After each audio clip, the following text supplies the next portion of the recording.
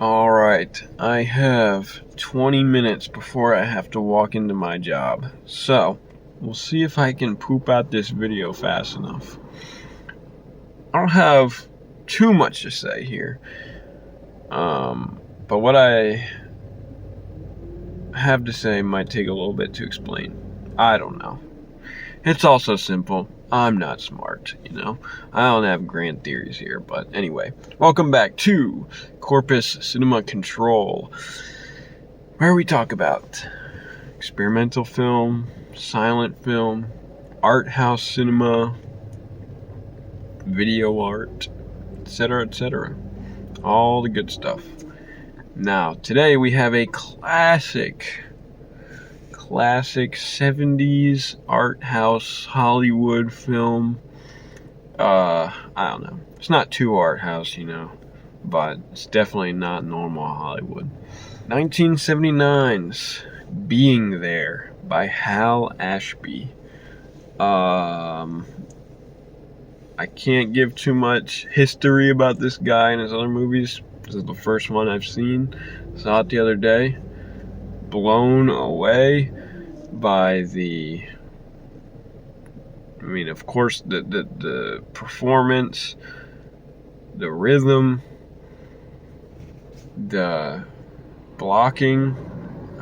It all just feels so effortless and beautiful, and it just unfolds right before your eyes. Like nothing else. It's so gorgeous and slow, but doesn't feel slow at all. Again, all one can say is effortless. And so, anyway, this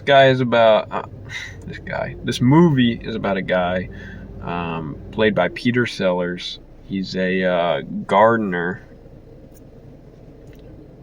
sort of raised in a bubble, raised in this sort of estate since he was a child, I guess. It's not really explained, and he doesn't know anything about the real world. He's basically been locked behind closed gates in this estate for his entire life. He looks like he's 65 years old, and all he knows is gardening and what he's seen on TV. And that's what any plot. And then of course the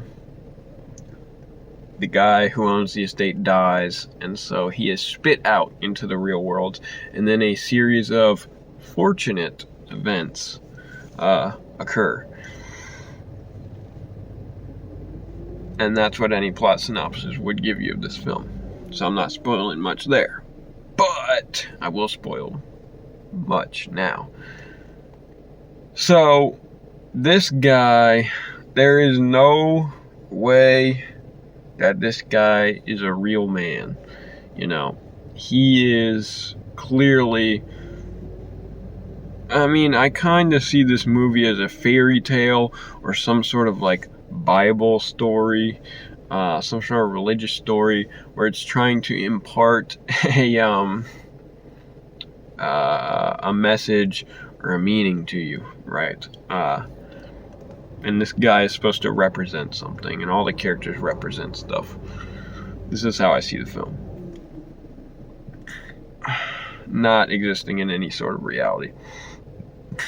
Well, that being said, the world that this guy enters into is our reality, and is as terrifying and disturbed as our reality is. Or as humans are, I should say. Haven't done much reading on the film. I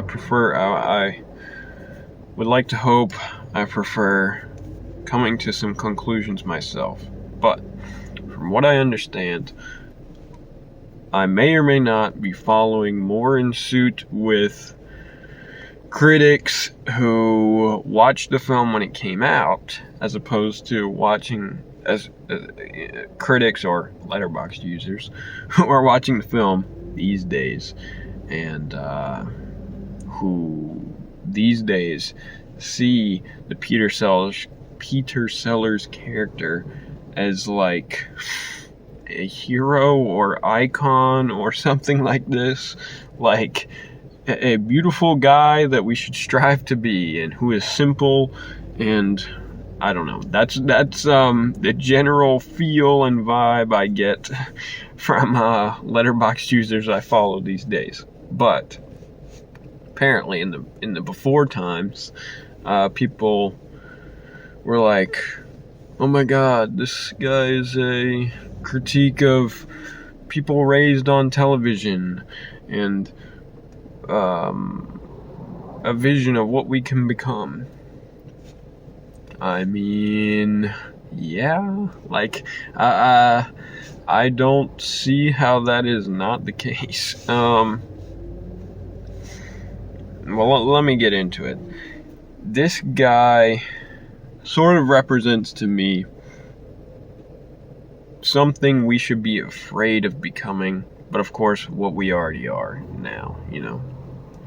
Especially now, since all we know is what we learn on our phones. And literally, man, this guy, all he knows is his job and what is on TV. 2 things. All we know is our job and what is on our phone. That's all we know. Yes, of course, we live life, etc., but he lives life too, you know? But it's nothing. Nothing comes from it. He doesn't gain anything from the life. People die, and it doesn't even affect him. Nothing. It's just nothing, you know? Everything to him is media and what is on his phone. That is us. That is the world we live in. And I'm not saying, oh, other people are like this. That is me, too. That is everybody. That is all of us together. I'm going to try and structure this. I know it's going to be a little rambly. I have 15 minutes before work. I hope I can get this out. But this man is like an adult child. From the beginning, we see the maid of the house bring him his food in the morning, you know. He's alienated from everything. He's alienated from other people, from where his clothes come from, you know, he doesn't understand that. His clothes come from his owner, you know. He's alienated from his food. I'm going to get back to it now. He's alienated from where his food comes from, what it even is. The maid brings him his food every day. His lunch, his breakfast, I assume, etc.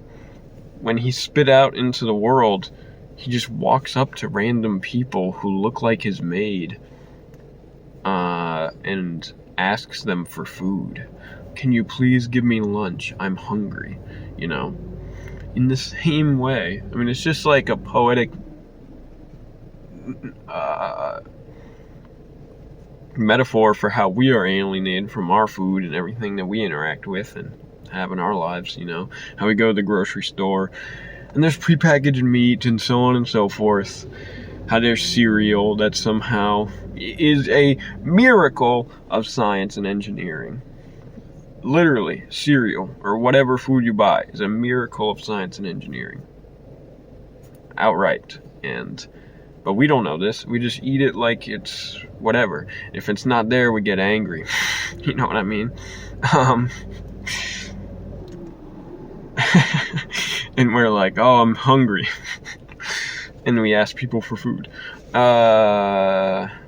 You know, we are just as alienated from where our food comes from as this guy. And it's just a representation of this. And everything, he is like an empty vessel, right? Everything he does is without philosophy behind it. It's without meaning behind it. It's nearly without intention behind it, right? When he's in conversation with people, he's doing one of 3 things. He's telling them about gardening, the only thing he knows, his job, which takes up his life. I mean, this is obviously relatable for all of us. He's simply copying what the other person is saying and spitting it back out at them.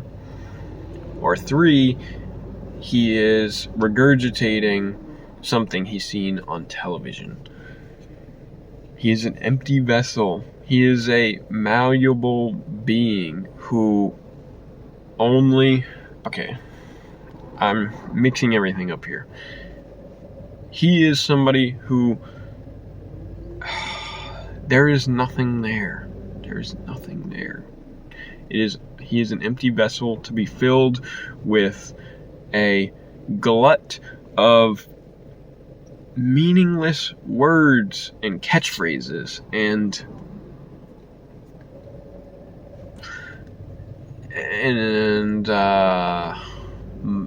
what is the word? Motions, phrases, etc., right?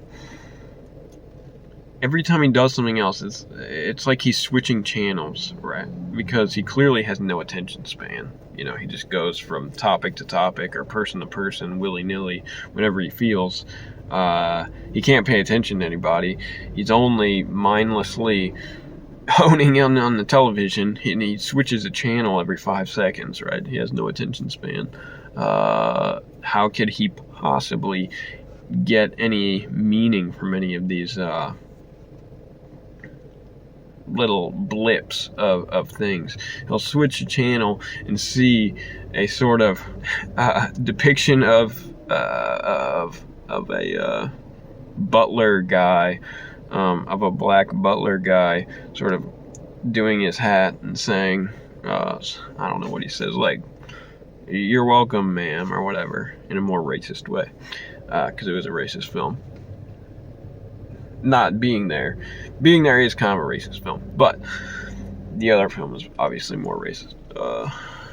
Anyway, so he's copying the motion, saying like, "All right, you're welcome, madam," or "Good morning, madam," whatever. But he's only seen like 5 seconds of this thing. In the same way, I mean, amazingly, this film somehow predicted how we take in media now. I mean, it's not that amazing. I mean, it's obvious how it would come to fruition this way. But, you know, with TikToks or YouTube Reels, clips, memes, etc., how short everything is, how short our attention spans are, how we sort of regurgitate phrases, sayings, memes, without any philosophy or meaning behind them. They are just phrases that sound nice to us, that somehow have a rhythm or sense to them that make our brains tingle in the right way, and aka giving us the right amount of dopamine, and we feel good saying them. Like, that's clearly all he's doing, right? He is just a mirror of the world. He is spitting out what is given to him, which we all do now. Which we all do anyway. That's just life. That's just how we are. But it's scarier because there comes, you know, further into the film, it's scarier now because he can be controlled for other people's gains. So, you know, for example, one of the first times this happens, the president, he meets the president, right, and talks about gardening, and the president thinks whatever he says is awesome, because he's talking about, oh man, I don't have enough time to talk about this shit.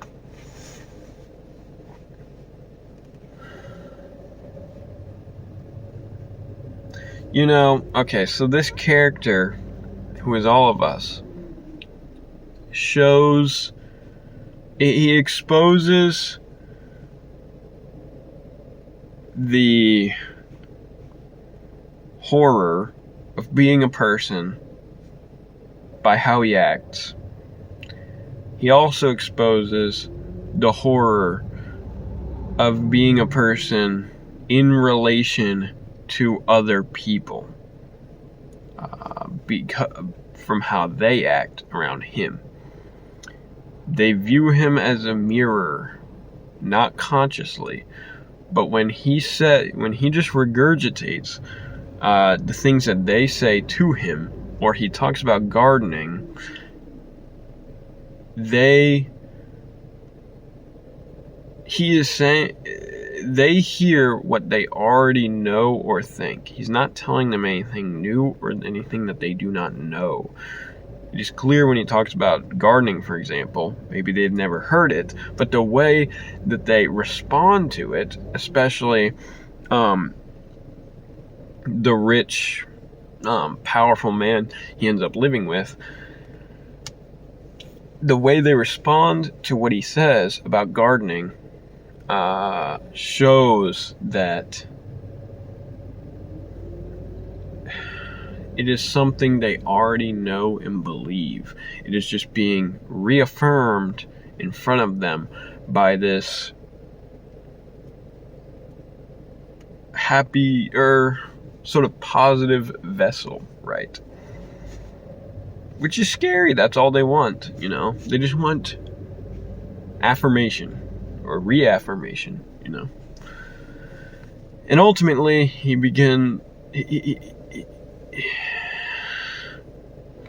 but nothing happens, right? They don't have any sort of amazing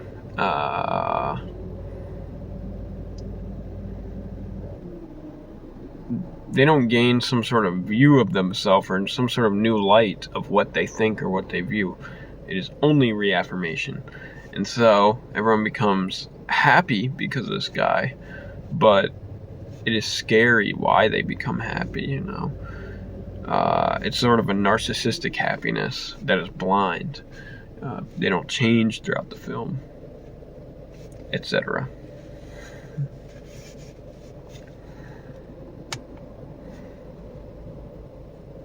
And ultimately, because this guy is malleable, but firm in his belief in how he works in his job, you know, how we are, we're like, okay, I'm on my career, right? This is my job, this is what I am. I'm firm in my belief, and we come set in this. He's a gardener, right? But he is still malleable and empty in the sense that you can put the TV can put any information into him, and he will act it out or do it or whatever. He'll remember it. He ultimately becomes this malleable yet firm individual who's manipulated into others, into doing what others want for their own benefit. Ultimately, in the end, we see this group of rich, powerful guys talking about how Chance, the main character, is the only hope to secure the presidency, so he has to become the president, which is hilarious, but just shows how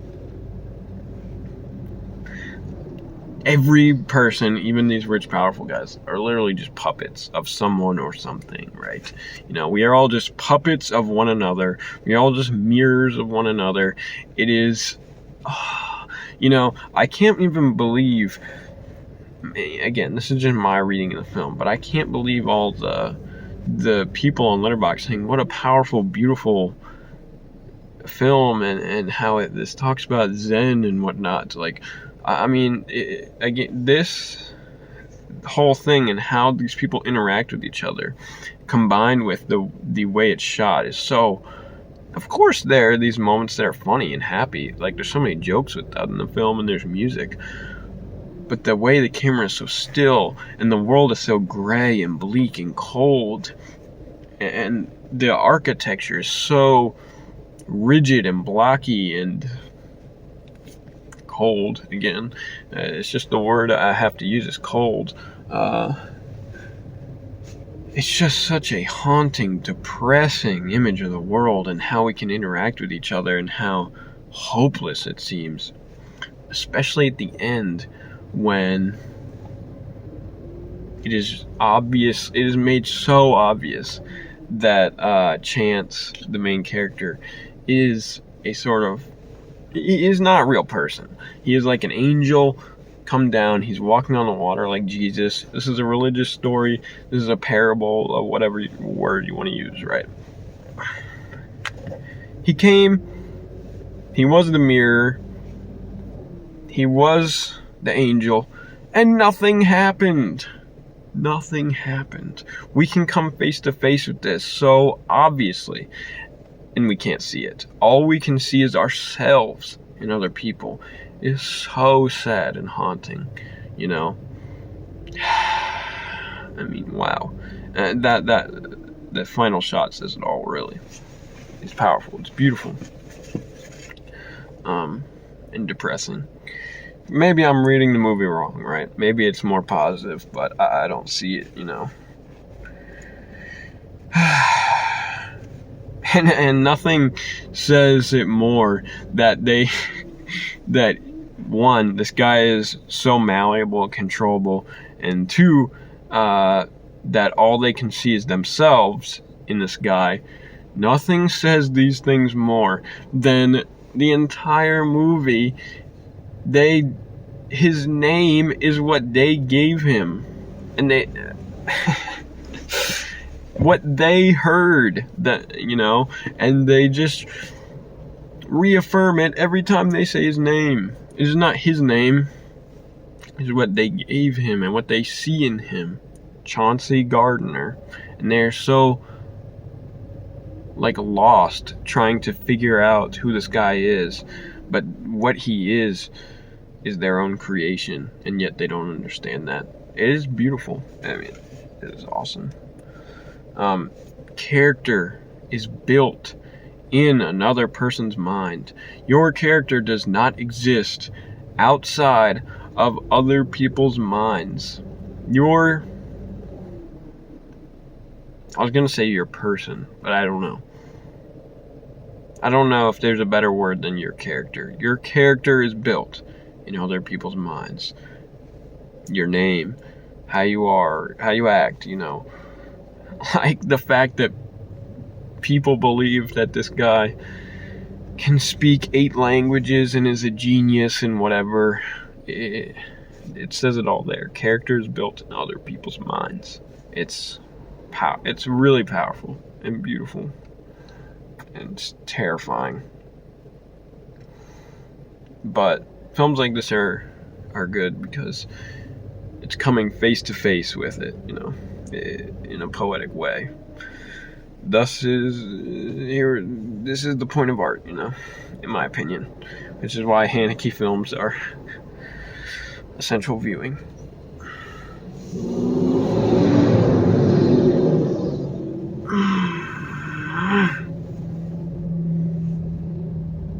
And it's amazing, like, he can just sit there and say he's a gardener over and over.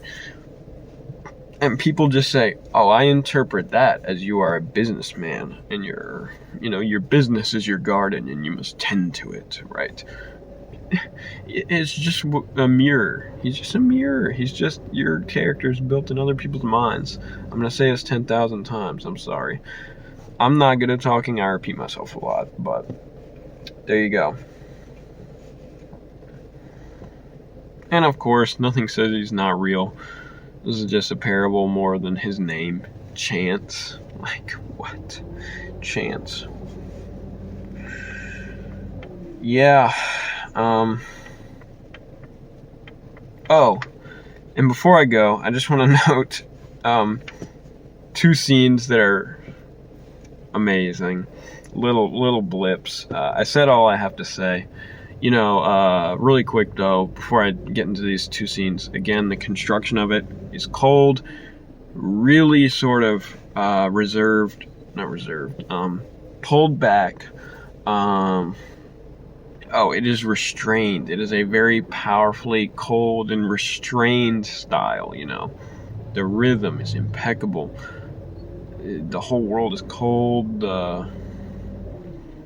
etc., etc.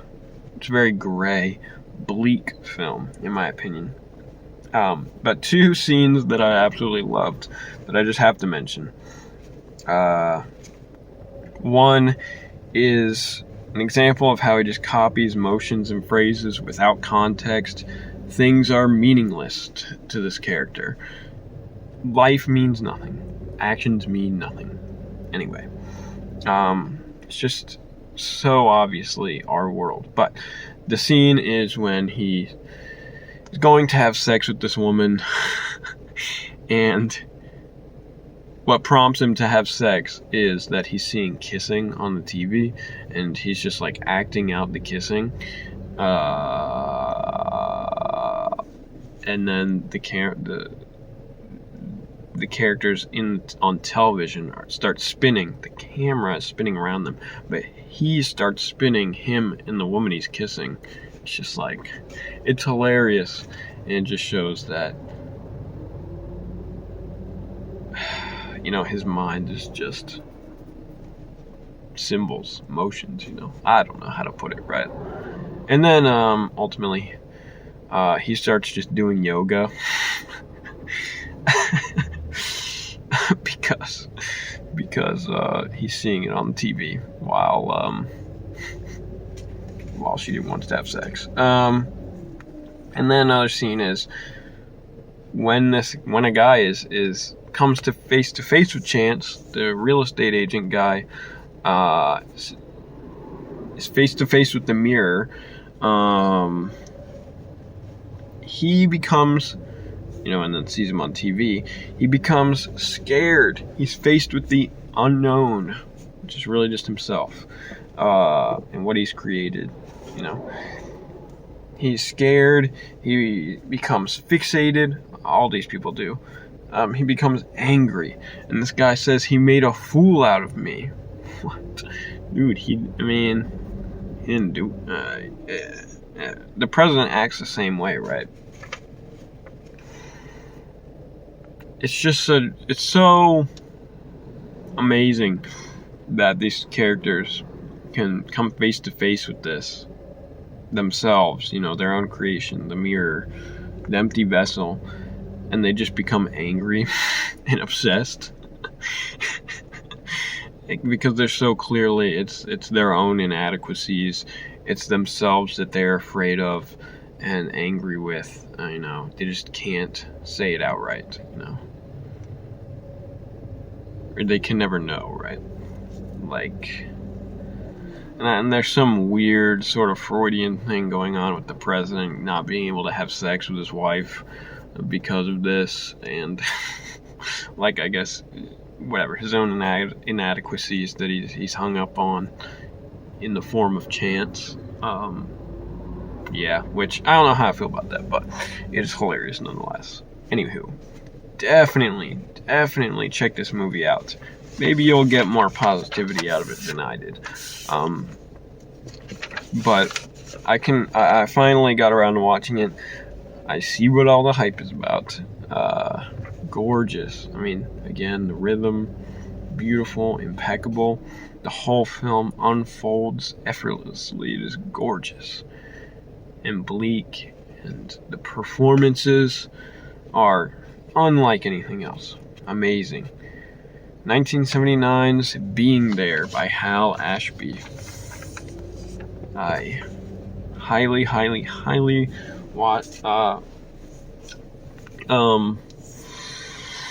recommend it if you haven't seen it. But if you have seen it and you disagree with me, let me know, you know. Alright. Okay, I am currently 8 minutes late to work, trying to get this goddamn video out, but I'm on my way. Have a good day. Oh, and I make experimental films myself. Check them out. Just look up my name, Connor Parsley, or go to connorparsley.com. And if you're so inclined. Alright. Have a good one, and I'll see you in the next video.